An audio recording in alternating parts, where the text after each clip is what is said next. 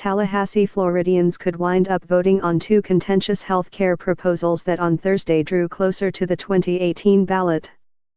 A panel of the Florida Constitution Revision Commission approved separate proposed constitutional amendments that would reduce how much money is set aside for anti-smoking programs and eliminate long-standing state regulations about the construction of hospitals and nursing homes.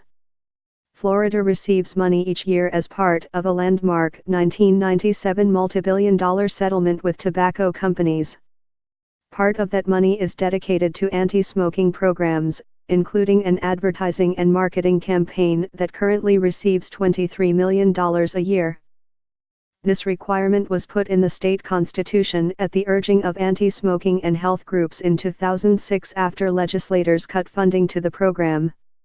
State Rep. Jeanette Nunez, a member of the Constitution Revision Commission, wants voters in 2018 to approve a proposal that would guarantee that a part of the anti-smoking money is shifted to research and treatment of cancer.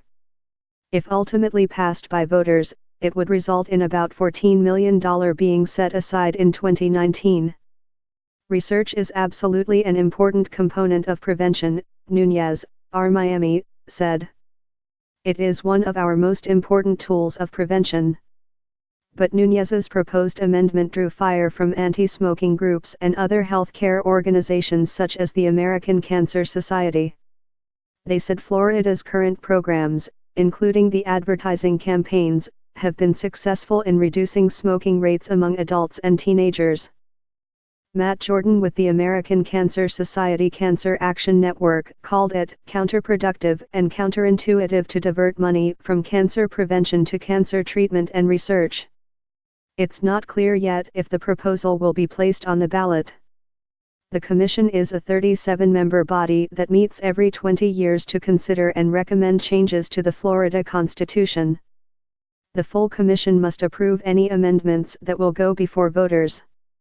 Amendments then would need to get 60% support from voters to pass. The Commission's General Provisions Committee also backed a proposed constitutional amendment that would eliminate Certificate of Need regulations for healthcare facilities.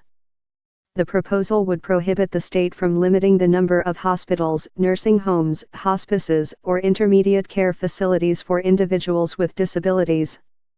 Frank Krupenbacher, an Orlando attorney and commission member, said the state should eliminate barriers that he contends limit consumer choice and innovation in health care. He cited battles in Central Florida over a children's hospital and a new hospital for the University of Central Florida that he said were sparked by a tug-of-war over money and competition.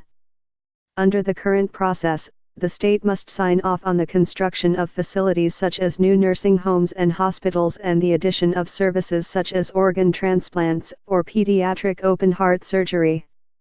The proposal to eliminate the so-called CON requirements was strongly opposed by the nursing home industry and groups representing hospitals.